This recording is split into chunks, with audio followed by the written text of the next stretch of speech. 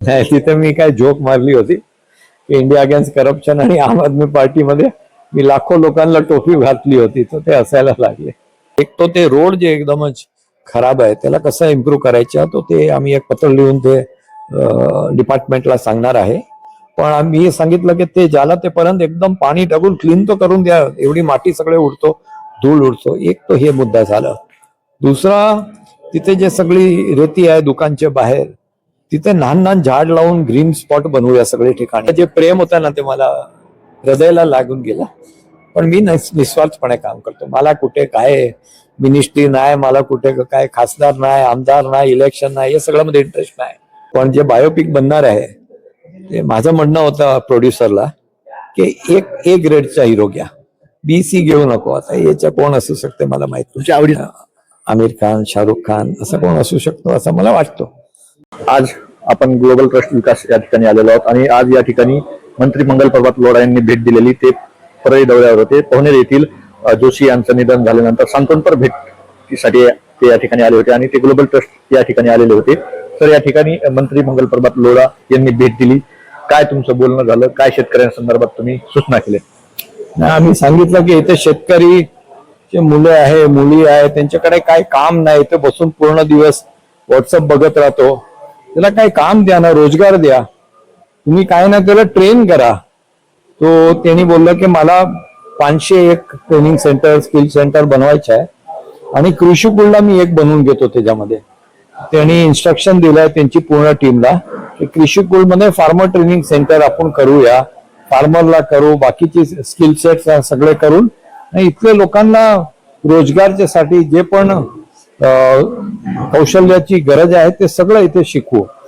तुम्ही मंत्र्यांचं लँडिंग झाल्यापासून, हेलिकॉप्टर लँडिंग झाल्यापासून तुम्ही पवनेर दौऱ्यात सोबत होतात, तिथून इथपर्यंत येण्यात सोबत होतात. काय तुमच्यामध्ये बोलणं झालं? शेतकऱ्यांविषयी काय काय मागण्या असतील किंवा रोजगार निर्मिती असेल, वेगवेगळ्या संदर्भात काही योजना त्या सूचना केल्या आहेत का आणि त्यांच्याकडून कसा सिग्नल आला? त्याला मी सांगितलं इतकी खरी परिस्थिती काय आहे, कसं ते काश आत्महत्या का करतो, इथे गरिबी कशी आहे, कापूस आणि सोयामध्ये काय भेटत नाही, ते ऊस तोडायला जातो त्याला थोडे पैसे मिळतात आणि लाडकी बहीणच्या स्कीम मुळे लोकांकडे काही तो पैसे येत आहे.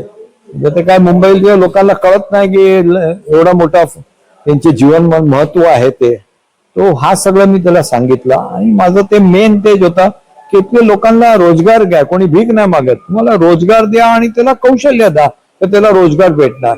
तो त्यांनी एकदमच एक्सेप्ट केला. त्यांनी पूर्ण टीमला बोलून तिथे सांगितलं की 6 महिन्यामध्ये इथे असं होऊन द्यायला पाहिजे. आता सगळे त्यांचे ऑफिसर परत येणार आहे आणि आम्ही डिस्कस करू कसा त्याला पुढे घेऊन द्यायचे. तुम्ही ज्यावेळेस त्यांचं मंत्र्यांचं स्वागत केलं त्यावेळेस ग्रामीण भागामध्ये जे पोशाख असतो त्याच्यामध्ये खास करून टोपी याचा वापर केला जातो. तुम्ही ती टोपी देऊन त्यांचा सन्मान केला आणि त्यावेळेस त्यांच्या चेहऱ्यावरचं जे हसू होतं बघण्यासारखं, काय तो क्षण होता? नाही, तिथे मी काय जोक मारली होती की इंडिया अगेन्स्ट करप्शन आणि आम आदमी पार्टीमध्ये मी लाखो लोकांना टोपी घातली होती, तर ते असायला लागले. आता या ठिकाणी उद्याच्याला तुमचा सामूहिक विवाह सोहळा असणार आहे 7 तारखेला. काय त्या विवाह सोहळ्याची तयारी कशी चालू आहे? एकंदरीत किती लोक येणार आहेत आणि नियोजन कसं आहे? प्रमुख उपस्थिती कुणी आहे? प्रमुख उपस्थिती मी कोणाला बोलवणारच नाही. आपले शेतकरी प्रमुख उपस्थिती, बाहेरच्या माणूसची काय गरज आहे. पण 5 ते 6 हजार लोक येणार.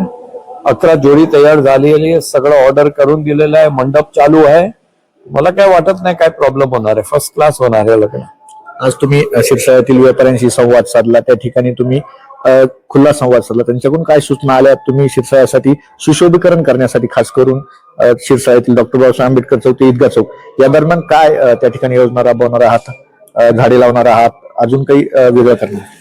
3 मुद्दे आज बोलणं झालं. एक तो ते रोड जे एकदमच खराब आहे त्याला कसं इम्प्रूव्ह करायचं, तो ते आम्ही एक पत्र लिहून ते डिपार्टमेंटला सांगणार आहे. पण आम्ही सांगितलं की ते ज्याला ते पर्यंत एकदम पाणी टाकून क्लीन तो करून द्या, एवढी माती सगळे उडतो, धूळ उडतो. एक तो हे मुद्दा झाला.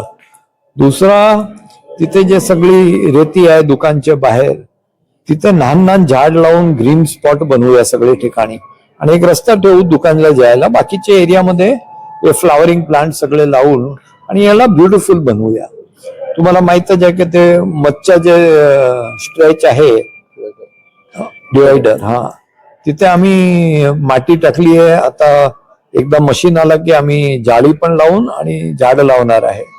पण मेन चीज ते होती की त्यांचा सपोर्ट एकत्र मिळून कसा करू शकतो. हे आपल्या ज्यानं शिरसाळ, तर मी शिरसाळाचा नागरिक झालाय, आपण सगळे मिळून शिरसाळाला व्यवस्थित कसा करू शकतो हा मुद्द्यावर चर्चा झाली होती. त्यांचे विचार ऐकले, मी माझे विचार मांडले. आता पुढे जाणारच, एकच डिस्कशन मध्ये पूर्ण नाही होणार, ते वेगळे वेगळे डिस्कशन होत राहणार. त्या ठिकाणी काम करत असताना अशी काही वेगळी सूचना आली का तुम्हाला? असं वाटतं का त्या ठिकाणी काहीतरी वेगळं काम करायला पाहिजे शिरसाळ्यासाठी? असं काही ज्या ठिकाणी आता शिरसाळ्यामध्ये पाहायला गेलं तर मजूर लोक जास्त आहेत, ऊसतोड मजूर असतील, वीटभट्टी कामगार असतील, त्यांच्यासाठी कुठली कंपनी किंवा असं काही तुमच्या फ्रेंड्स मधला एखादा प्रोजेक्ट या ठिकाणी लावण्यासंदर्भात सूचना होतील का? असं काय मला मनात नाही आलंय.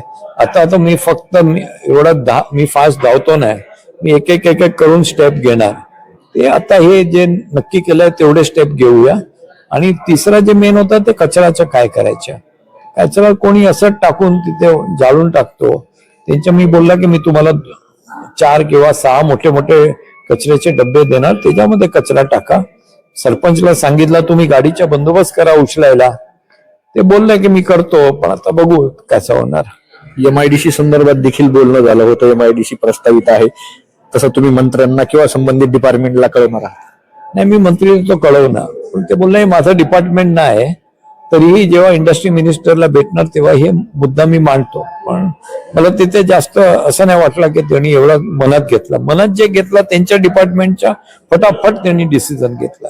दुसरा एक मुद्दा, तो संवाद ज्यावेळेस होत होता त्यावेळेस त्या ठिकाणचा एक नागरिक अतिशय भावूक झाला होता आणि त्यानं तुम्हाला खासदार लोकनियुक्त करावा असं देखील मागणी केली होती. आणि जर तुम्हाला कोणी काही म्हटलं तर त्या ठिकाणी बॉम्ब फोडण्याच्या देखील भाष्य केलं. तर काय तो संवाद होता, कसा तो व्यक्ती भावूक झाला होता? त्यांचा जे प्रेम होता ना ते मला हृदयाला लागून गेला.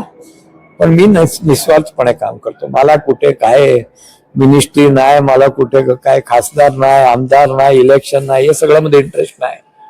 पण त्याला असं वाटतं की खासदार झालं म्हणजे खूप मोठा. मला काय असं खासदार म्हणजे काय मोठा आहे असंच पण नाही वाटत. असं वाटतं निस्वार्थपणे शेतकऱ्यांची सेवा करणं हाच माझं जीवनचा ध्येय आहे. तुम्ही आपच्या संगत होतात, आपचे फाउंडर होतात त्यावेळेस तुम्ही सत्ता स्थापन करताना फ्रंटला होतात. त्यावेळेस मग तुम्ही हे सर्व हातात सूत्रे घेतलेली होती. त्यावेळेसचं जीवन आणि आताचं जीवन काय वाटतं? त्यावेळेस जो राजकीय प्रवास होता, आता तुम्ही सामाजिक कार्यात वाहून घेतले. मी काय पॉलिटिक्स मध्ये नाही आला होता. मी देश बदलायला आंदोलन केलं होतं, इंडिया अगेन्स्ट करप्शन. नंतर वाटलं की कोणी ऐकत नाही, तो चला आपण सिस्टम मध्ये जाऊ. पण ते सिस्टम मध्ये गेला, खूप पुढे गेला. पण तसं वाटलं की हे जे जानवर आहे ना पॉलिटिक्स, हा जानवर मला कळत नाही. आणि त्याच्यासाठी जे मानसिकता असतात ना, ते मानसिकता माझ्या मध्ये नाही. त्याच्याबरोबर झगडा करायचा, त्याच्याबरोबर भांडण करायचं, त्याला तोडायचं, त्याला फोडायचं. मला असं वाटतं की त्याच्यात लोक करतात ते, त्याच्यामध्ये काय खराब आहे चांगला आहे हे जजमेंट नाही. पण मी त्याच्यासाठी लायक नव्हता. दुसरा एक प्रश्न असा सर, आता अनेक सामाजिक कार्यकर्ते असतील, नेते असतील, अनेक लोकांच्या बायोपिक तयार होतात आणि त्यामध्ये विशेष अभिनेता त्याची भूमिका साकारतो. ज्यावेळेस तुमच्यावर बायोपिक होईल त्यावेळेस तुम्हाला असं काय वाटतं, कुठला अभिनेता तुमचं चित्र साकारायला पाहिजे? असा किंवा विचार नाही केलाय. पण जे बायोपिक बनणार आहे ते माझं म्हणणं होतं प्रोड्युसरला की ए ग्रेडचा हिरो घ्या, BC घेऊ नको. आता याच्या कोण असू शकते मला माहित. तुमच्या आवडीचा असा कोणी सुचवू शकाल? कदाचित काय नाही, आमिर खान, शाहरुख खान असं कोण असू शकतो असं मला वाटतं.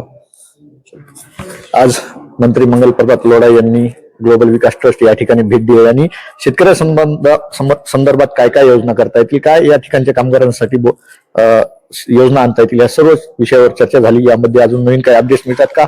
7 तारखेला सामूहिक विवाह सोहळा असणार आहे, त्या ठिकाणची तयारी कशी चालू असणार आहे हे देखील आपण पाहणार आहोत. कॅमेरामॅन बाळासाहेब गरसह मी अशोक लांडे, माऊली न्यूज नेटवर्क, ग्लोबल विकास ट्रस्ट.